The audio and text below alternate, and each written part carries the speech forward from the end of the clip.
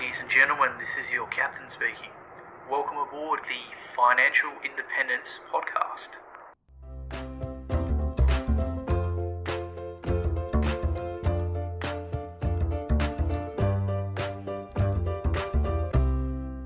G'day, and welcome to another episode of Captain Fi, the Financial Independence Podcast, where I open the cockpit to some of the best and brightest in personal finance, as well as those who have reached or are on their way to financial independence. Before we get started, remember, nothing said here is financial advice, and you should always do your own independent research before making any financial choices.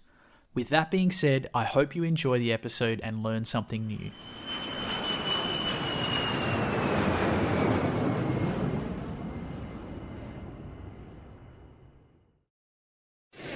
This podcast is brought to you by the best portfolio tracking tool for Aussie investors. ShareSite makes it incredibly simple to track your portfolio with automatic updates of share purchases and dividends, easy-to-read graphs, and comprehensive tax and performance reporting, all wrapped up in an easy-to-use cloud-based system. For users with fewer than 10 holdings, it is completely free, and I even used the free version for years. Head over to captainfi.com/sharesite-review to see if ShareSite is for you.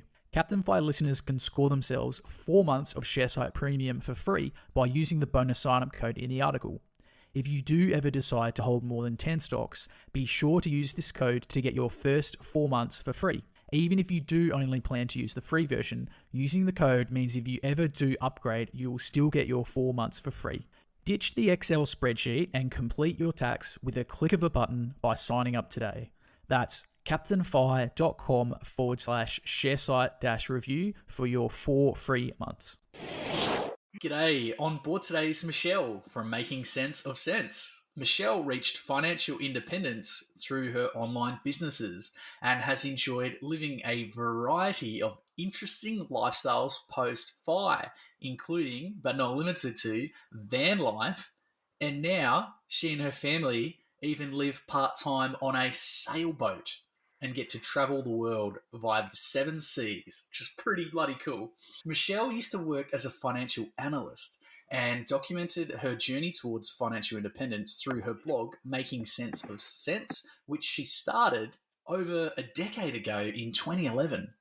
So her first series of blogs was about paying off nearly 40 grand's worth of student loans in just half a year, which is pretty mind-boggling accomplishment just in itself.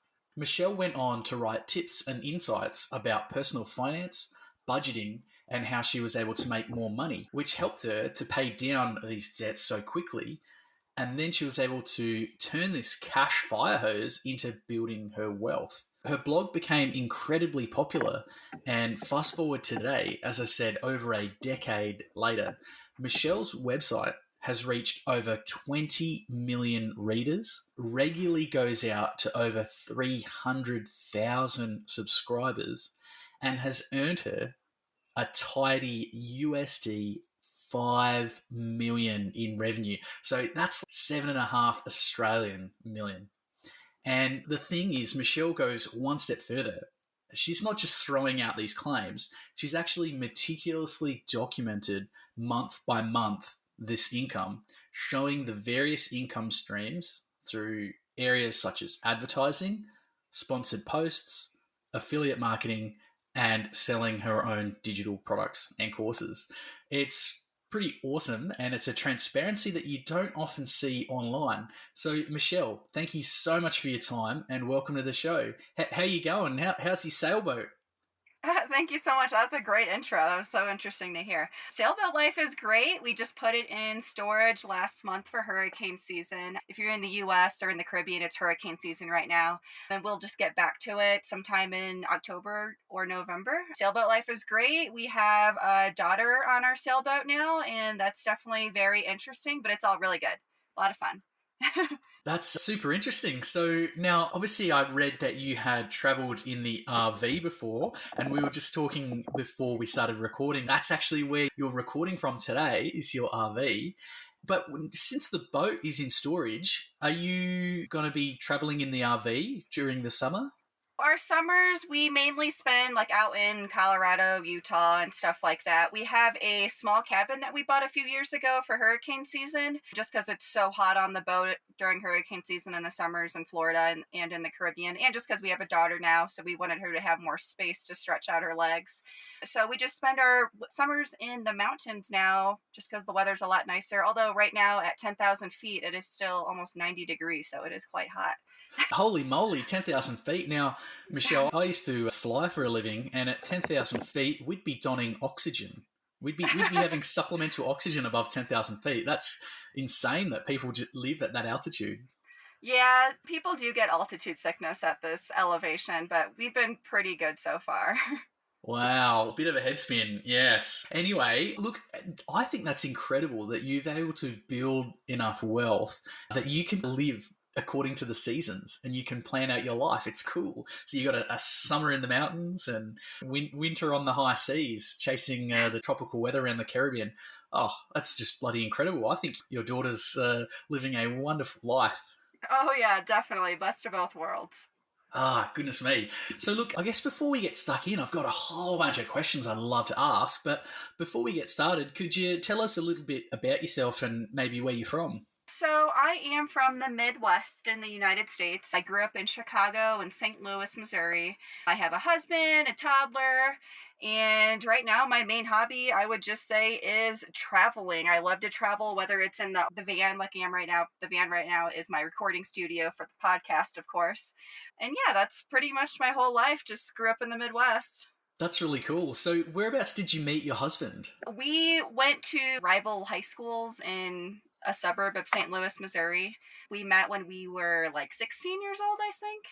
Oh, that's cute. That's good that you're still together. You hear all these stories about relationships. It's nice to hear when it's gone well. And is Mr. Making Sense of Sense, is he on board with the blog? Yeah, he mainly works on our boat and takes care of everything outside of like the blogging life. So he keeps everything running smoothly for me so I can work. Oh, I tell you what, that's a good gig. I mean, I personally do have a couple of websites, but I reckon I would like to trade places with my partner. I could get around just maintaining a boat, and then she does all the work. It is hard work. I wouldn't trade that. I don't know. Well, I like just being on the boat and doing nothing now. my partner and I, we recently learned how to scuba dive in the Philippines, Oh, and it's a nice. lot of fun. So, you want to have us over? We'll don the scuba gear. We'll go and scrape the hull of the boat.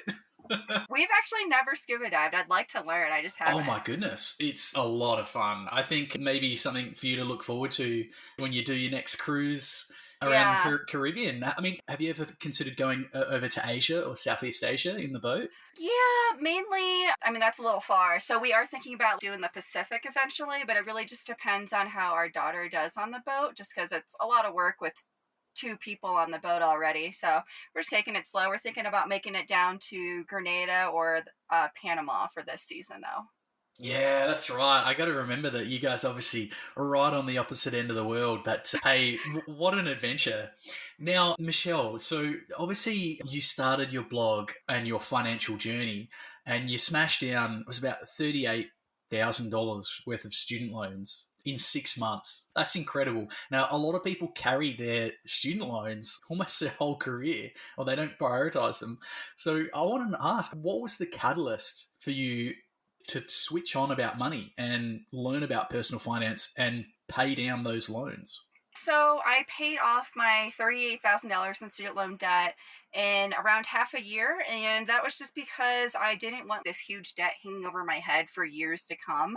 I can't remember, this was a while back, but I think my monthly payment was going to be like 750 or 1,000 bucks a month or something for a really long time. So I didn't want that monthly debt hanging over my head forever, especially when I had other things I wanted to do. I mean, of course, I had a house to pay for, I had monthly bills, I wanted to travel and stuff like that. And at that time, I was reading about other personal finance bloggers who were paying off their student loan debt and other debt really quickly. And I was thinking to myself, why can't that be me? And the rest is just kind of history from there. I decided to side hustle like crazy so that I could pay off my student loans as quickly as possible. I was working anywhere from around 100 hours a week between my day job and side hustling. And I just basically side hustled as much as I could. I did lots of things such as managing social media for other websites. I was freelance writing, mystery shopping, selling items online. I had roommates, pretty much anything you could think of. I was doing it because I just wanted to pay that off as quickly as I could. Yeah, it's pretty impressive. Obviously, you really had that goal and you doubled down on it. I did a similar thing, Michelle. When I was learning to fly, it was quite expensive. And yeah, I adopted side hustle fever. And I was doing everything from tutoring to picking up rubbish and cleaning graffiti and selling cars, you name it. But I guess it just goes to show when you have a goal and you're really passionate about achieving it, you can move that needle and you can actually achieve some pretty awesome things. Yeah, it Now, became like addicting, like watching the debt number go down. And that became like super motivating. So that really helped. Now, I wonder whether your previous job as a financial analyst might have stoked the flames and influenced your financial independence journey a little bit. Is that maybe getting somewhere? So, my job as a financial analyst before didn't really have a lot to do with personal finance. Instead, I was valuing businesses and portfolios and assisting with like mergers and acquisitions. But I did meet a lot of really wealthy people, I guess, through that job. And I guess that kind of really helped because I saw how the other half lived. I saw they were going on vacations. I remember I had one client who I didn't deal with him directly, of course, because he was so wealthy, but I dealt with his personal assistant's personal assistant. And I remember he hired someone just to pay his utility bills. It's like that's all that person did. They just paid his house bills each month. And I was like, that is such an interesting way to live. That's not like what I want to do. But it's if you could just have so much money that you could just choose what you want to spend it on and maybe be able to do your own passions, maybe be able to travel as much as you can. It just opened my eyes as to like how much money you could actually make in the world. Wow, a personal assistant for your personal assistant. I think that's when you know you've made it. Yeah. Oh, goodness me. It's interesting that you bring up mergers and acquisitions because the people, Matt and Liz, that learnt, I guess, the website Online Business Strategies from, they had a similar career in mergers and acquisitions. And I think maybe that kind of really opened up this other world, this other industry. And it'd be really interesting that you've done that because I don't think a lot of people really get that experience. And yeah, it must have been like a game changer for you to see people with these multi-million dollar businesses being sold and bought. Oh, yeah, definitely. And I guess I was just thinking it did teach me a lot about running a business because I learned things not to do and things to do, like how to read legal documents, even from analyzing financial statements. So it really gave me a really good background with starting a business. So I guess that's actually a really good segue because Michelle, you have got a pretty epic online business. Now, as far as content sites go, 300,000 monthly visitors is pretty impressive. And in 5 million in revenue to date, and I was looking at your monthly revenue posts and it's going up and up, right? So I mean, that's the dream. People talk about these online businesses as unicorns. I don't know if it's something you have ever thought about selling, but certainly having worked in M&A, you're probably acutely aware of just how valuable a stream of income like that is. Oh, So yeah, definitely. absolutely. So I'd love to ask how you started making sense of sense and what made it so successful. How did you change it from a blog in the blogosphere to really what is a multi-million dollar company now? Yeah, so I started making sense of sense really randomly. I had just heard about a personal finance blog in a magazine. It was Cosmopolitan Women's Magazine. I didn't know that blogs or websites really existed the way that they do, or I read that article. And then after reading about that blog, I found a ton of other personal finance blogs, and I really liked the community that they were building. I love that they were talking about personal finance and how they're paying off their debt. So I decided to just start my own blog. I didn't want to make money or anything like that. I was actually anonymous.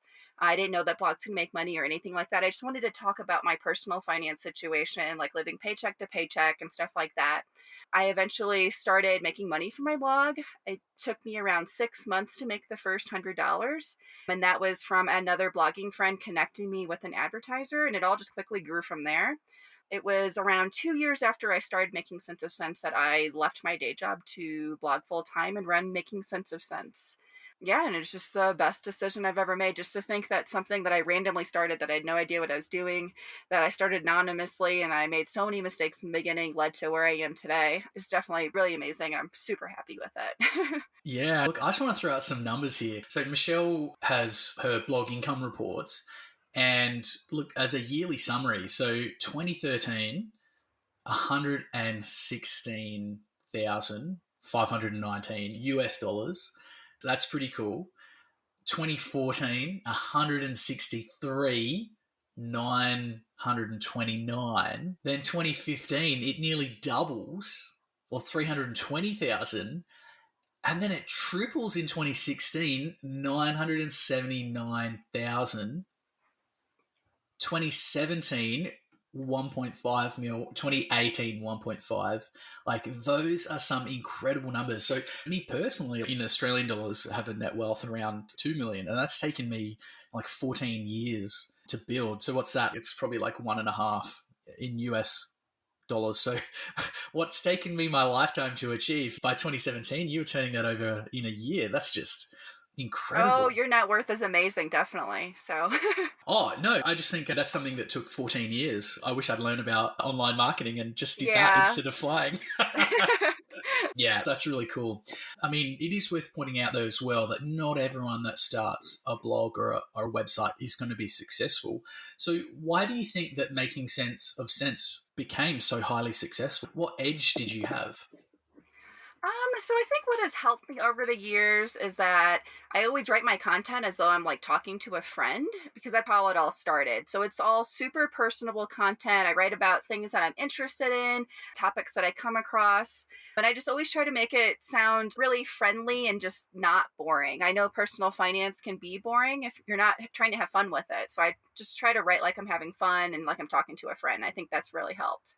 Yeah, that personal connection, I think, is really important. And even obviously my blog is very small in comparison, but I find the stuff that you write personally and it's from the heart, that's the kind of stuff I think that's done really well for me. I have got a couple of other websites, and a lot of them just boring robot generic blog land, and then don't do nearly as well. So I think that genuine aspect is really important. And I think, look, even the transparency, you've got monthly updates.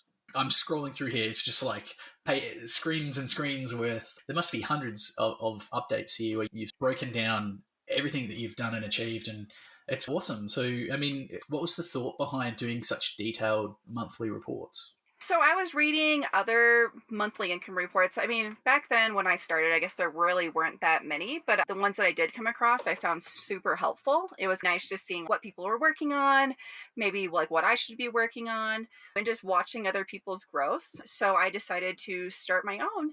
And I received a lot of feedback from other bloggers that it was very helpful, and I helped a lot of other people start blogs and stuff like that. So I was really happy to keep it going. I only stopped it, I think, in 2019 or 2020, just because they became like super repetitive. So I thought they became boring at that point, just because I already had, like you said, like hundreds of them. But I did really like keeping them going at the time. They were really helpful. Yeah, I did I guess it's a similar kind of thing. I tracked my net wealth and my investments on my journey to fire. And then when I left my full time flying job, yeah, I had a similar epiphany that it was a bit repetitive and it wasn't really achieving anything. Um, Yeah. and so I still do occasional updates. I've always been doing quarterly updates, maybe biannually or maybe even shift to yearly, because it is also a lot of work. It's a lot of work Hmm. collating these numbers and building these blog posts. It So, it is, yeah. yeah. Trying to track down every cent for everything. It was a little tedious at times. Now, actually, I really like your basically the last roundup you did, the 2019 summary, and you've got a cool little pie chart graphic that you've made, and I think it's really interesting for anyone that's thinking about getting involved in the online business space.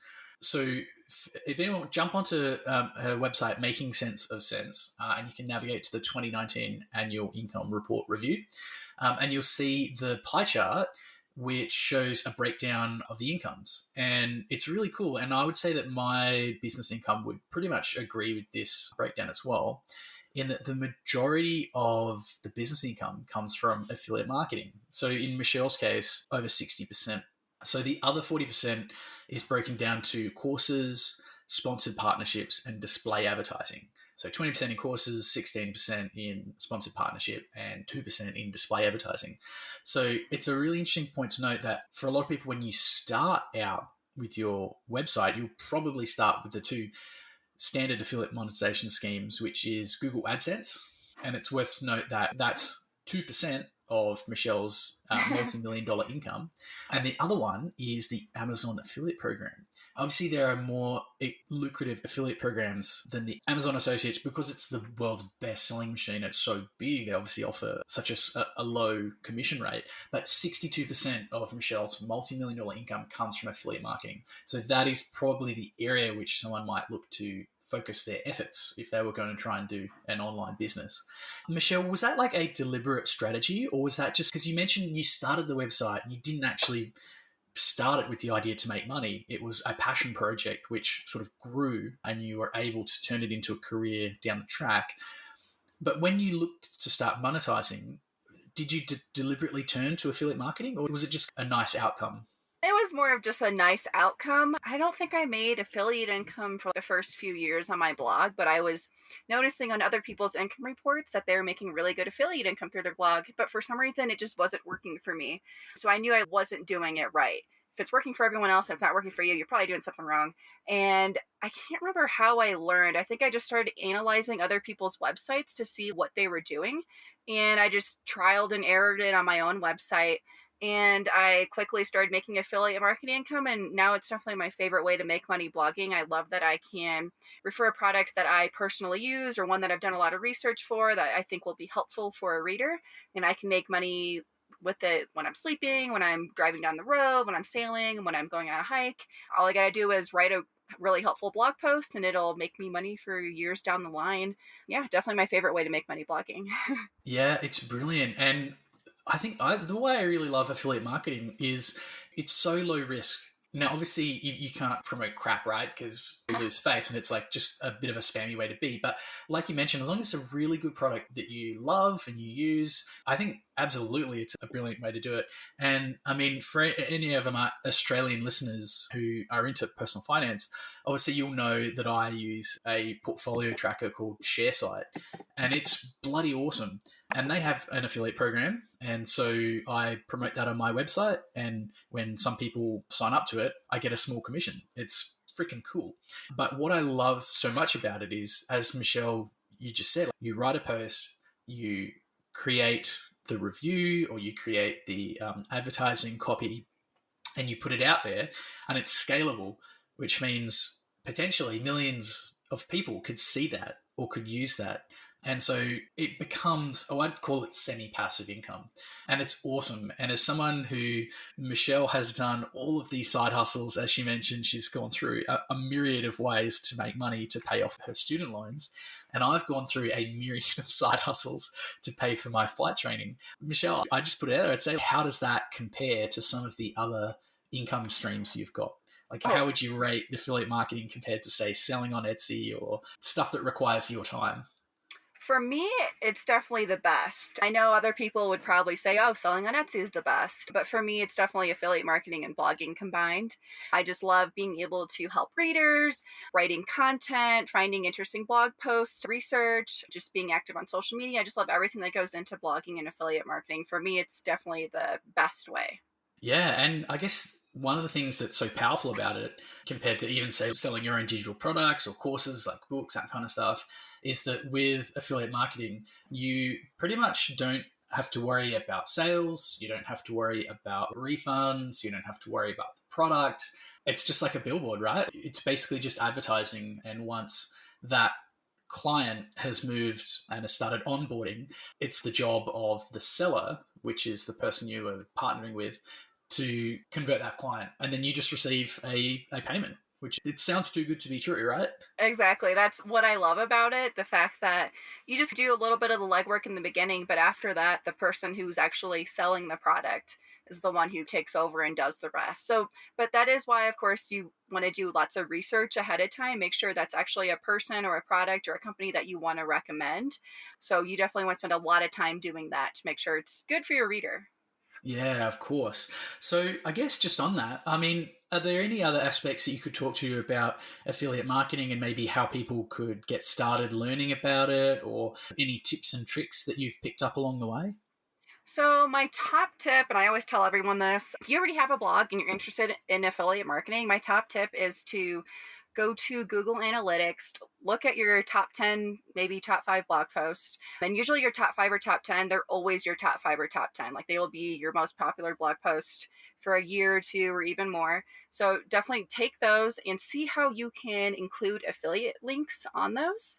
And just like if you've written about a blog topic, there's probably something you can promote. I mean, you're writing a couple thousand words on something, there's probably something that you could naturally and organically include. I think that's the best way since those blog posts already get you all of your traffic. Just find ways to naturally include links and see where it goes from there.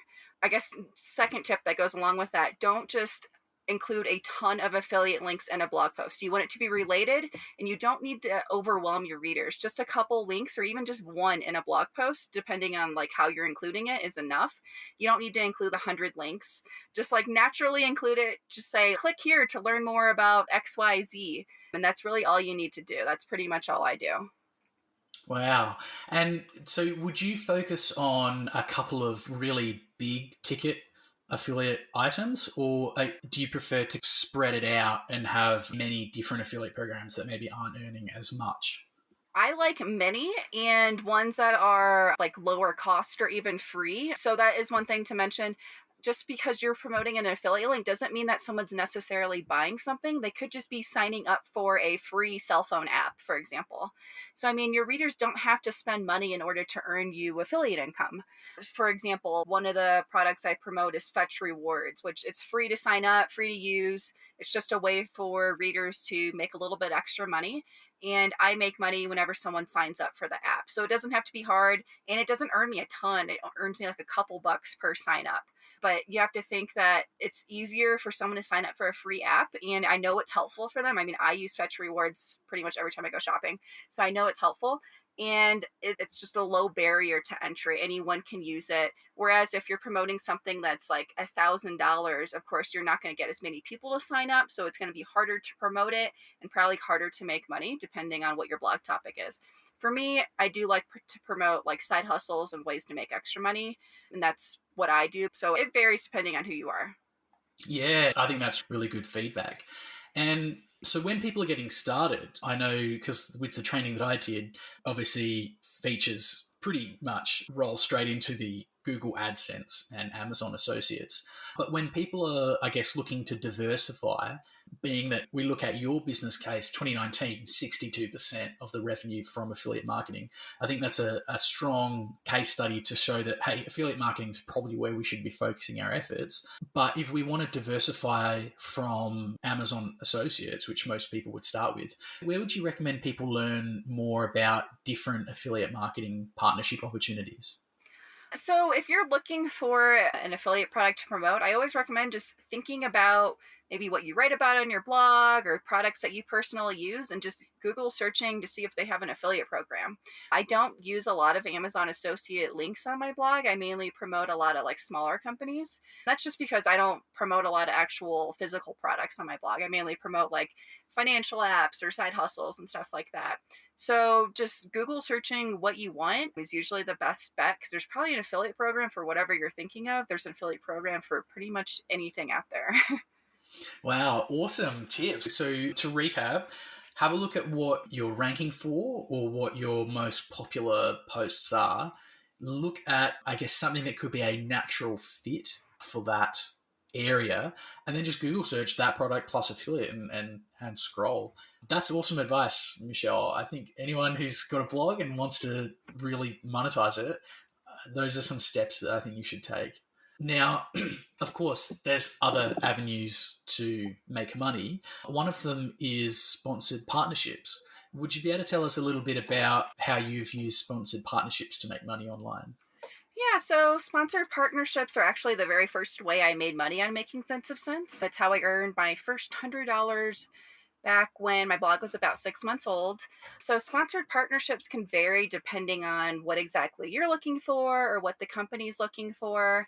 For me on my blog, a sponsored partnership is usually like a review or maybe an article where I talk about a product or something that aligns with a company. So, for example, I might talk about grocery savings tips and maybe include a company that helps you save money with groceries, like a meal planning company or something like that. So that's what a sponsored partnership looks like for me. It's usually a review. For others, it might be on Instagram, you promote a company on a post, like maybe you take a picture with a product that a company wants you to review in a quick little paragraph. Maybe you're on TikTok and you're taking a short video of a product. It really depends on the blog. If you're a fashion blogger, maybe you're wearing a piece of clothing. So a sponsored partnership can mean many different things. It's definitely one of my favorite ways to make money blogging right after affiliate marketing. I love how with sponsored partnerships, you can start like pretty much really early with your blog. Whereas with affiliate marketing, in order to make money, you need a lot of readers. With sponsored partnerships, you would think that you need a lot of readers, but sometimes you just need a really good sales pitch. So I know people who have pitched to like big outdoors companies, like I will travel to all 60 something national parks and I will wear your pair of shoes the entire time in all of my pictures on Instagram. And that can be a way to really persuade them to sponsor you. So it really just depends. And I think it's just a really great way to get started. That's really cool. I hadn't ever considered something like that, but I guess at the end of the day, if they're happy to pay for the advertising, then it's going to work. So how did you get started? Did they approach you or were you pitching for them, or how do you tee it up? So for me, when I first started, when I was 6 months in, I didn't know that you could make money blogging or anything like that. It was actually a friend, a blogging friend, who connected me with someone who placed a sponsored post on their website. So, I mean, I can't remember what the sponsored review even was, but it was just a quick $100. It was a quick post. I just reviewed the product really quickly. It was really easy to get started. Of course, now these days I'm charging much more than $100. Everyone should. You should charge more than 100 for a sponsored post. But yeah, that's how I started. That's really cool. I actually partnered with an expense tracking app. It's called WeMoney. It's actually a really cool tool. Basically, you connect it up to your bank and it automates all the hard work of actually, I used to do in Excel.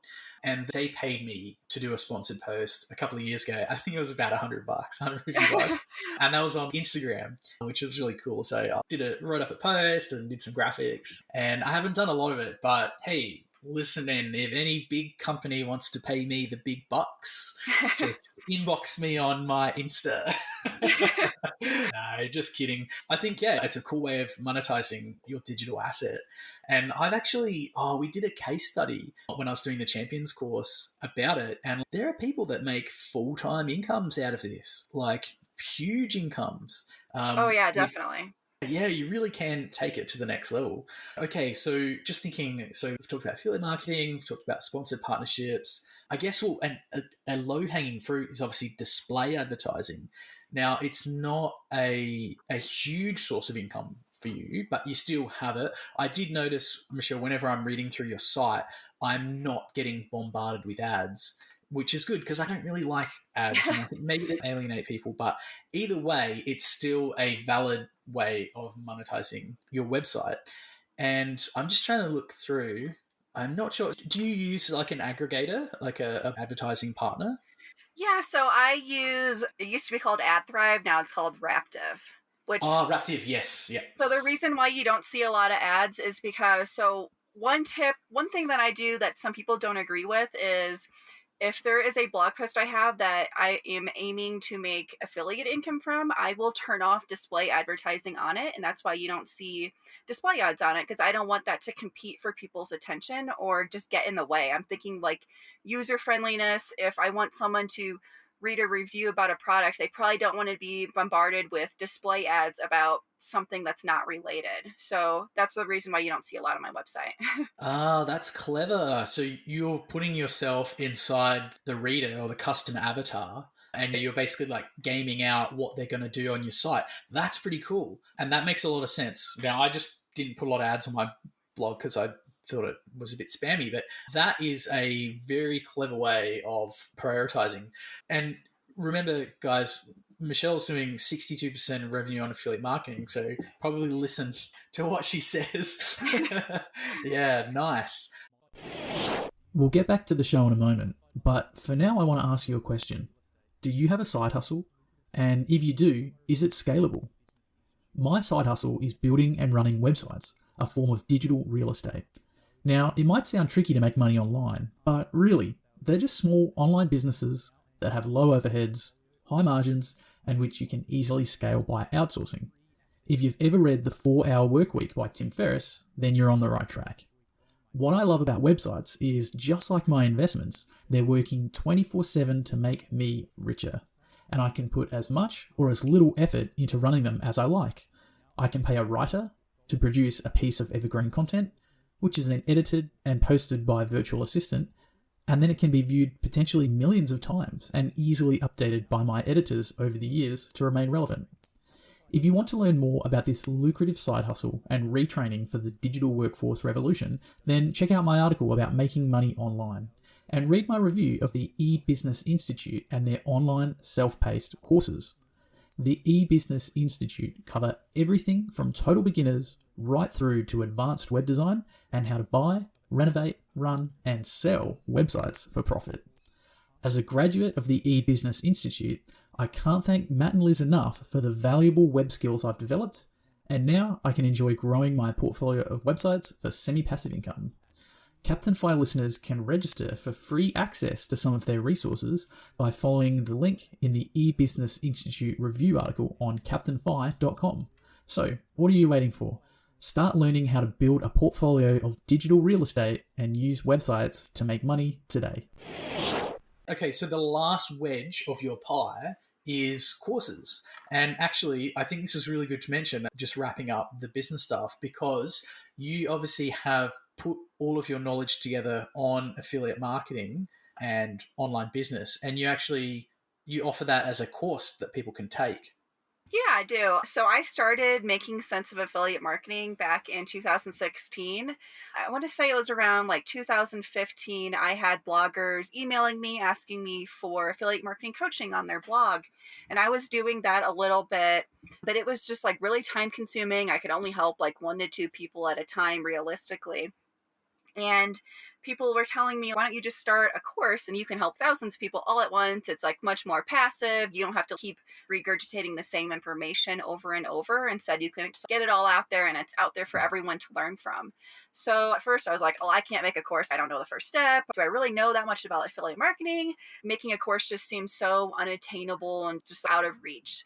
But I just started writing a course and it just went from there. I had a lot of fun putting it all together, just like the things that I'd want to learn if I was starting a blog and I was interested in affiliate marketing. And I launched that course in, I want to say it was like May or June of 2016. And that's why my income jumped so much from 2015 to 2016. I actually fired all of my freelance clients. Well, I gave them notice, of course, but I quit freelancing so that I could focus on making sense of sense and my course full time. And that, I think all that extra time I had helped me to explode that course and grow my blog as much as I could. Whoa, that's pretty impressive. Now, I should probably be signing up for this because maybe I can use some of the tools in there to boost my revenue. I would love to get to $900,000 income. That's just incredible. What kind of things are in the course? So you said you started it out a bit small and now you've been adding to it. So it sounds like it's probably a lot bigger now.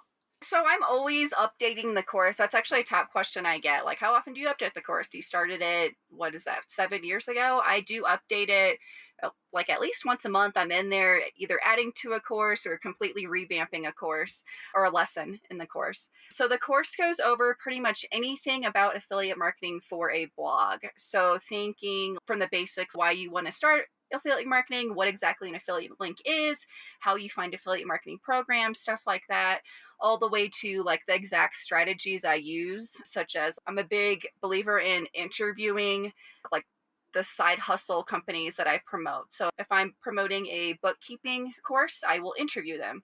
So interviewing the company is a big strategy of mine, and also just how exactly to place the affiliate links. I talk about that in the course, how to keep and gain your readers' trust course, there's a right way and a wrong way for affiliate marketing, and I talk about that in the course as well. All the way to like my favorite tool for affiliate marketing. And then there's a bunch of bonuses in there, such as how to grow your blog on Pinterest, how to handle the legal side of your blog. Oh, and there's a lesson where I talk about legal disclosures for affiliate marketing and stuff like that. So I pretty much talk about everything from A to Z with affiliate marketing. I think there's 30 lessons. It's all text-based though, because that is how I like to learn. I like to read, and I like to really just like pull the tips out instead of watching a video, which I know people love videos, but for me, I really just love to find the tips that I want and just apply it. Cool. I managed to navigate myself to your sales page. And what do you reckon? Should I sign up? All right. Surely you've got to give me a discount code. Oh yeah, definitely. I'll give that to you afterwards. Oh, awesome. No, I'm kidding. I'm more than happy to pay. Actually, that's really cool. So it only wants to charge me $200. Now, most courses, when I have a look, they're like $997 or like $5,000. So I like that it's actually affordable. My class has been $197 since 2016. I didn't really think about that till just now. Oh my goodness, inflation. No, it's eroding your margins, Michelle. Oh, goodness me. All right. So I think that's a pretty good wrap up of your business. How do you run a large company now? Do you have staff? Do you have a team? How does it work? So I know a lot of people will probably think this is crazy, but it's mainly still just me, and I have a virtual assistant who's part-time, and I have a part-time editor. But yeah, that's pretty much it. I do pretty much everything myself. I like to make everything pretty semi-passive on making sense of sense, just because I know a lot of people dream of running like a huge business and stuff like that. But for me, I just don't really think that's for me. I like to focus more of my time on traveling and just doing what I want to do. So it's just mainly me. Wow, that is really cool. So 20 million views, 300K subscribers, over 5 million in revenue. That's from 2019 when you stopped tracking it. So it's going to be more than that now. And 3 staff. So yourself and part-time editor and a VA.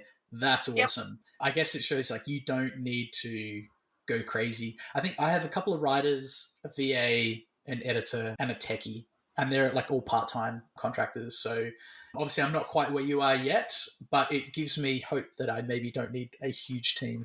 Yeah, definitely. So Michelle, you mentioned that one of the reasons why you wanted to keep this semi-passive was pretty much from the outset, it wasn't about this huge business. It wasn't about making all the money in the world. Really, it was a lifestyle business. And you've blogged a little bit about your adventures traveling around the United States in an RV. So can you tell us a bit about your van life adventures? Yeah, so we sold our house back in around 2014, early 2015, and started RVing shortly after. We've had a variety of RVs over the years. We started in a Class B plus, and then we got a gas Class A, then we went to a diesel pusher, and then we bought the boat, and now we just have a van for like shorter trips. I'm in the van right now, like we said, and we have the van when we're not on the boat, and we use it to go to national parks, travel to family a lot. It's just really nimble. You can pretty much get anywhere with it. We'll drive to the grocery store with it, for example. Yeah, so we just love to explore by RV in the US. Maybe one day we'll go to Mexico or Canada in it as well. We just love to be in the RV. That's really cool. So you're able to run your business remotely whilst traveling in the van? Yeah, no problem. Internet's definitely gotten a lot better since when we first started in 2015. There's definitely a lot more options. I haven't gotten Starlink yet, but I think I definitely will soon. Yeah, that was going to be my next question because you can get it in Australia now and it's like a game changer for remote communities and like outback travel. And I know a lot of friends of mine that are into van life and digital nomad style work. They swear by it.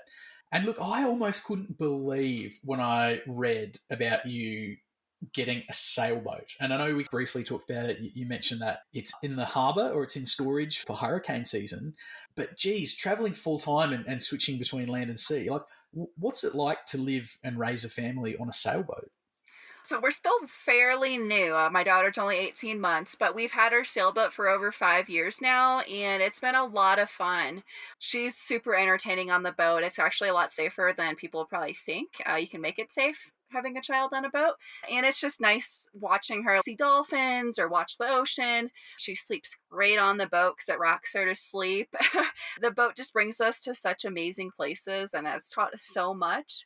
It's definitely a more difficult way to live than, for example, an RV or a house, but it's also super rewarding and you get to learn so much, and it's just a fun skill to have. That's incredible. Rocking her to sleep. I'm sure as a sleep fatigued parent, that's probably a huge benefit. Yeah, definitely. So, how old is your daughter? She's 18 months. She'll be 19 months in just a few days, though. Wow. Okay. So she's going to grow up loving the ocean. Oh, yeah, definitely. We're excited to really show her. Of course, she's still really young and she won't really remember anything right now, but we're just foster the love of the ocean in her right now. Look, I tell you what, unfortunately, I get motion sick on boats, which people are shocked when they hear, oh, a pilot gets, sick on a boat. But last time I went out with a friend, I was chewing the travel arms like they were candy. Yeah, that's interesting. I've met so many sailors and captains who have their pilot's license. So that's really interesting. Yeah, just sounds like maybe I need to get out there more and desensitize myself. Look, before we switch into some more finance questions, I guess when we talk about, you hear about van life and all these interesting things like living on a sailboat, we often hear the highlight reel. So I'd be interested to hear like whether there's been any aspects that it's been like challenging for you or stuff that people really don't talk about that maybe they should. Oh, yeah, of course. There's always hard parts when it comes to traveling a lot or living in an RV or a boat. One of the things would probably be the fact that you're constantly planning where you're going to live. So, like when you're in a house, you don't have to really think about that. But when you're traveling full time, you have to think, oh, where am I going to be tonight? Where am I going to be tomorrow? Like, I need a backup plan as well, just in case that doesn't work out, especially when you're on a boat because your first plan sometimes doesn't work. There might be bad weather, someone might be in your spot, it might be too crowded, especially nowadays with RVing and boating being like super popular. That makes it really hard to plan where you're going to be that night or where you're going to be that summer. Right now on a catamaran, it's really hard to think about, like, you have to think about where you're going to be the next hurricane season. So right now, soon, I'm going to start booking for next hurricane season, which is crazy to think about. That's 1 year away, but it's what you have to do because it's so busy. But other negatives, or I guess hard parts of traveling full time, would also be like the community aspect. If you're constantly moving, it's hard to make long-term friends. Like you'll make really good friends for that moment of time, but of course everyone eventually has to part to their own way and move on. Not everyone's going in the same direction, so building a community is hard. And then another hard part would probably be just like maintaining everything on a boat or in an RV. Things are constantly broken. The other day I read this quote on Facebook about boating that said, everything on your boat is broken, you just don't know it yet. And I was like, that is so true.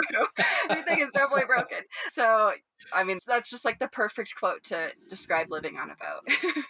Okay, so lots of planning and effort goes into living a lifestyle like that. Okay, that makes a lot of sense. Yeah. Man, I really appreciate it. This has been a great interview so far. So, Thanks. look, I'd love to shift gears a little bit and maybe start asking you a bit more about your personal finances. Yeah. Yeah, cool. So obviously, if there's anything too nosy, feel free to skim over. But yeah, I've just got this list of questions that I love to ask everyone. It's really cool because we can see what people are doing with their money, and it might give people a bit of food for thought as to what they should do with theirs.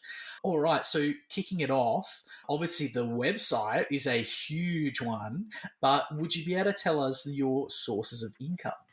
So my main source of income is definitely my blog, Making Sense of Sense. But other than that, I don't really have a lot of other sources other than dividend income. Yeah, that's pretty much it. I'm trying to think. Mainly just my blog and dividend income.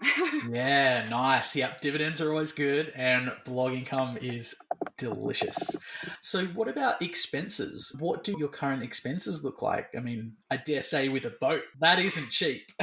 No. So because I have a boat, my expenses are not low. They say that boat stands for break out another thousand. And then I just told you that other quote that everything's always broken. So boating is, I mean, it's expensive. It can be cheaper, but things are always having to be replaced. So it all adds up. We don't have a loan on our boat, thankfully. So that does help. But there are a lot of expenses to keep it well maintained. And of course, we have other expenses in life. We have food, just the normal expenses. So our monthly bills are probably higher than the average person, but that's probably just because we have so much going on between van life and moving back and forth all the time. Yeah. What would a typical month look like in terms of the expense? I would say over $10,000 a month, but that's like a combination of personal and business. My business expenses really aren't too much. I maybe have $5,000 a month in business expenses. But yeah. Look, you might think that's really high, and some people in the fire community might be like, "Oh, well, 10,000 is a lot." My goal for family fire is 7,000 after tax. Okay. So that's around 9,000, I believe, so that I need to earn. So it's not a crazy expense. Yeah.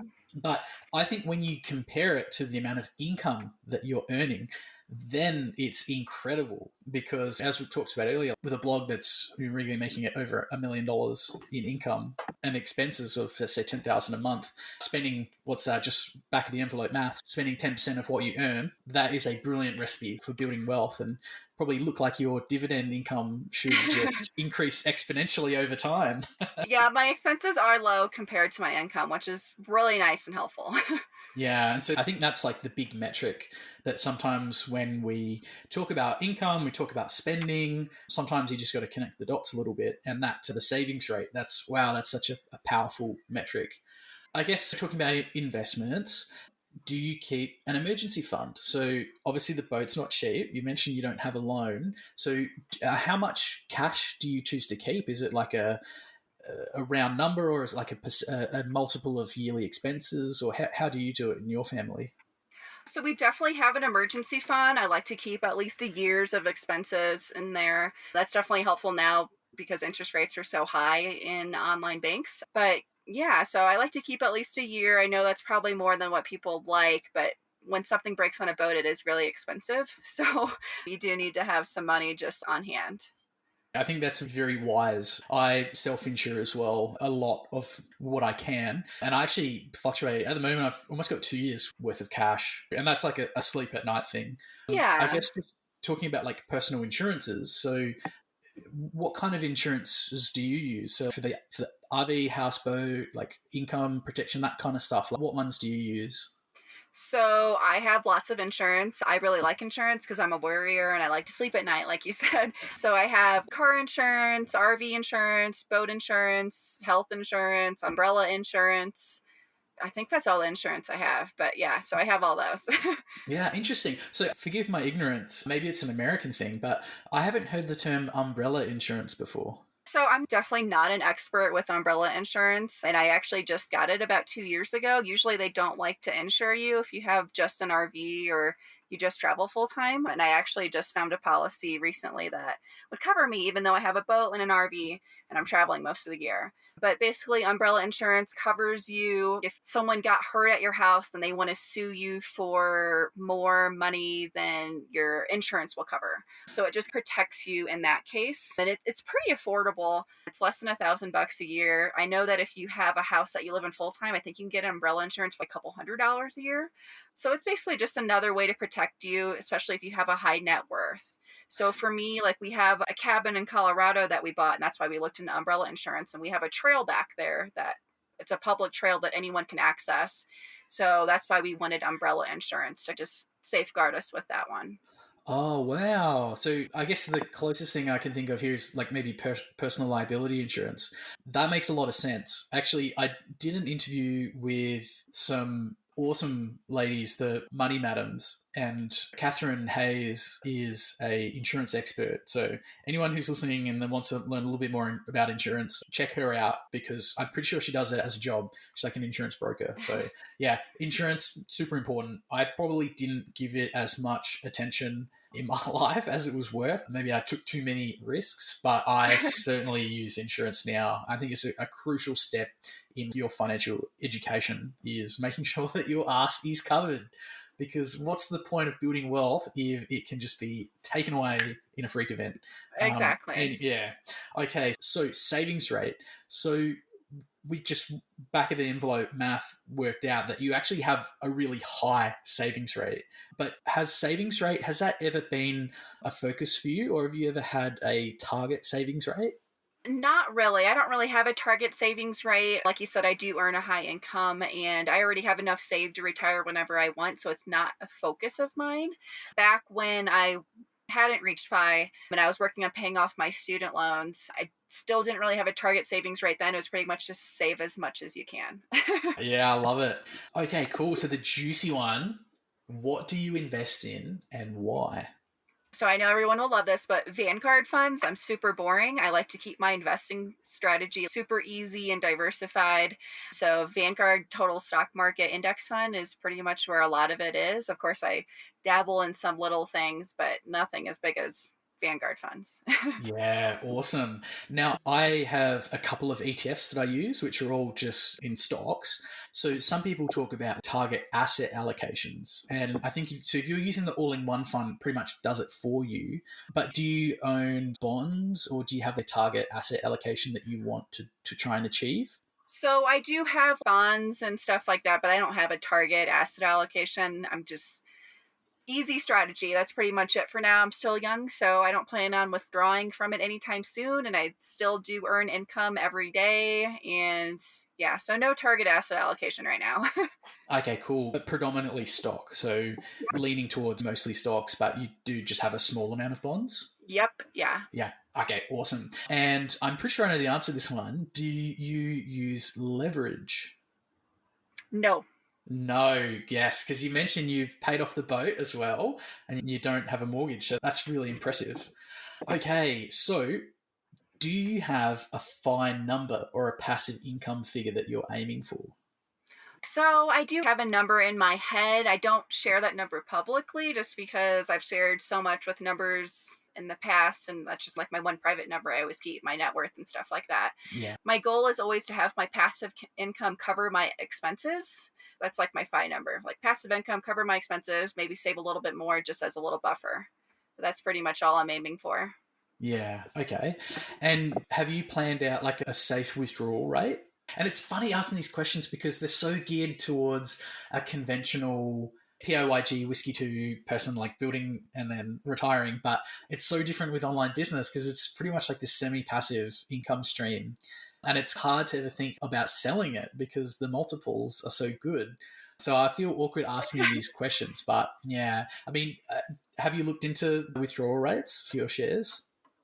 So I have thought about or looked into it, of course. I've already saved enough for FAR, like I've said, but I don't actually plan on retiring anytime soon. So I don't have a set withdrawal rate.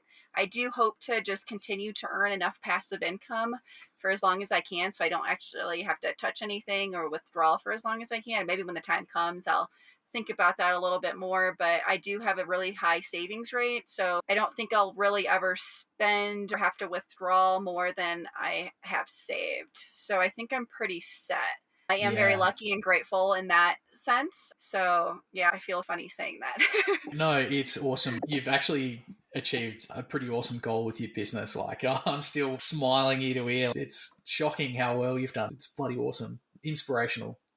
Again, another question which I don't know if this even suits this interview. You can say, what does early retirement look like for you? But I mean, you've answered it, right? You love traveling, spending time with family. Do you have any other goals or things you're looking forward to doing? So it pretty much looks like what I'm doing right now. I work a lot less now at around 10 hours or less a week. I spend my days with my family. I explore new places. I spend a lot of time relaxing. Like this week, I looked forward to going to the play group this morning, just spending time together. That's pretty much it. And just doing new things and exploring new places. I love it. Yeah, I'm adjusting to new life as well. And sometimes it can feel a bit weird not having a job to go to and being self-directed. So it's nice to get a little bit of structure, like you mentioned with the play group and building your day around activities. Yeah. It's lovely to hear. One of my goals to even reach financial independence was to start a family. And hopefully that's something to look at doing in the next couple of years. Yeah, that's a good goal.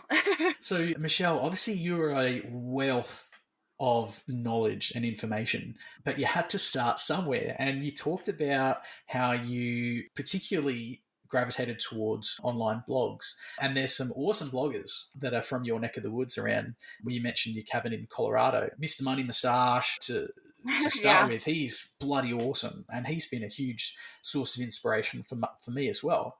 And I think it's really good to look at people who are either on the journey to fire or people who have reached the goals that we're wanting to reach, basically, so we can copy them. And I guess with that in mind, did you have any favorite resources, whether that be books, blogs, podcasts, documentaries, that you found to be especially helpful on your journey to fire?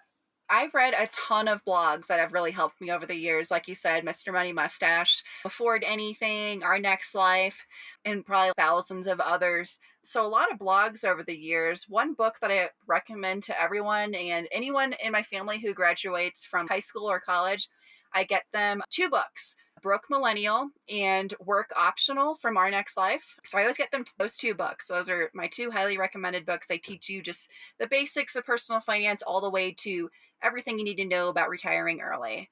And then other books I do love that I think are super helpful for people are Quit Like a Millionaire and The Year of Less. So those four books are what I highly recommend. And then just finding blogs that are just people who are in your financial situation. So maybe you'll find a blog where someone's paying off all their dental student loans or something. It could be as specific as you want. There's probably a personal finance blog for it. I love it. So it's about finding your community, finding your people.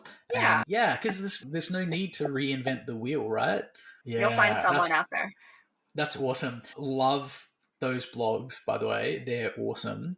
And the books are really cool. Now, I haven't read Broke Millennial, but I have read the other three. So it's funny, I do in these interviews, if someone brings up a book and I haven't read it, that's like my excuse to buy that book.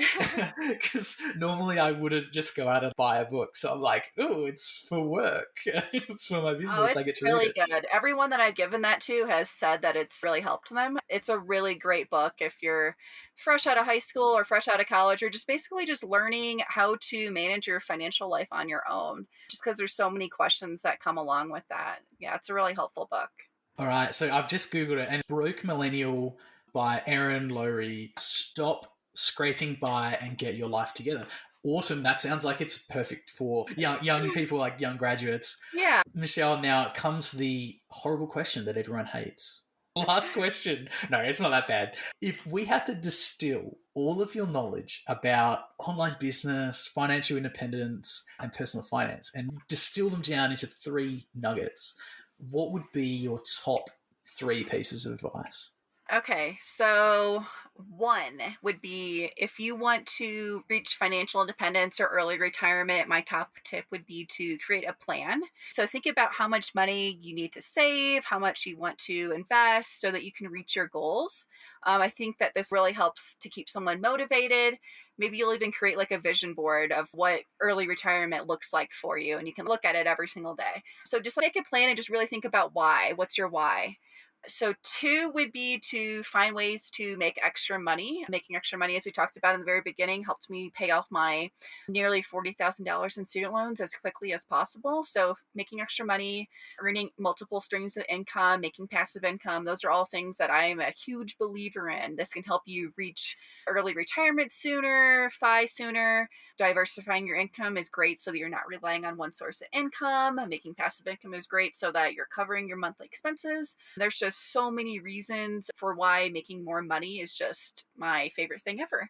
And then number three, I think I talked about this earlier, but just think about why. What's your why? So when that comes to paying off your student loans, for example, think about why you want to pay it off. This can help you stay motivated when times get tough, because things will get tough, because you'll probably want to quit. Even though I was only paying off my student loans for 6 or 7 months, it did get hard at times, of course, when you're working 100 hours a week. So definitely think about why you want to do whatever your financial goal is. Maybe it's traveling full time, starting a family, or something like that. Just make a vision board and just really drill in why you want to do it so that you can see it all the time.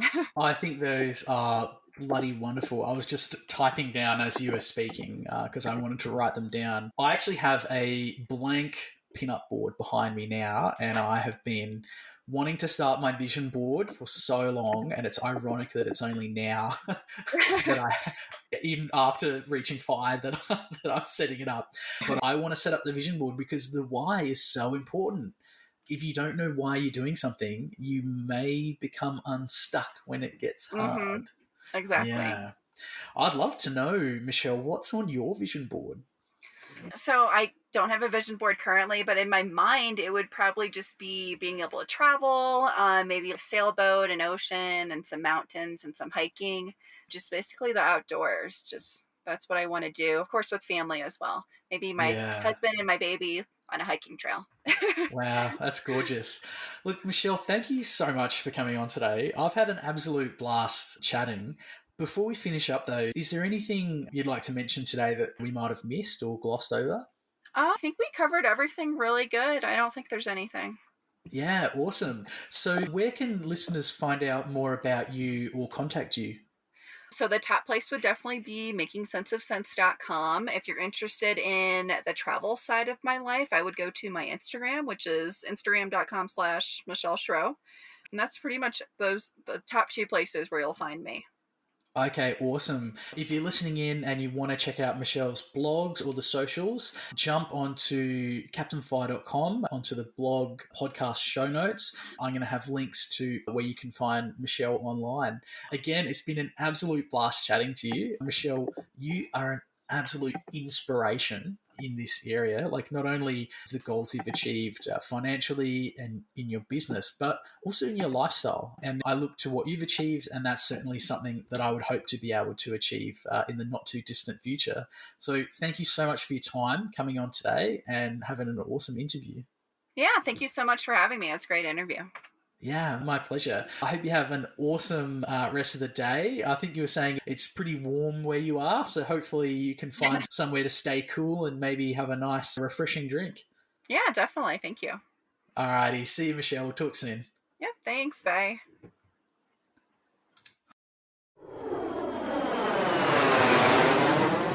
Thanks for listening to another episode of the Captain Fire Financial Independence Podcast. To read the transcript or check out the show notes, head over to www.captainfire.com for all the details. If you have a question for the captain, make sure to get in touch. You might even make it on the airwaves. You can reach me online through the Captain Fire contact form or get in touch through the socials. I'm active on Facebook and Instagram, as well as a number of online finance and investing forums. And finally, remember, the information presented on the show and the links provided are for general information purposes only. They should not be taken as constituting professional financial advice. You should always do your own research when making any financial decisions and make sure it's appropriate for your personal circumstance.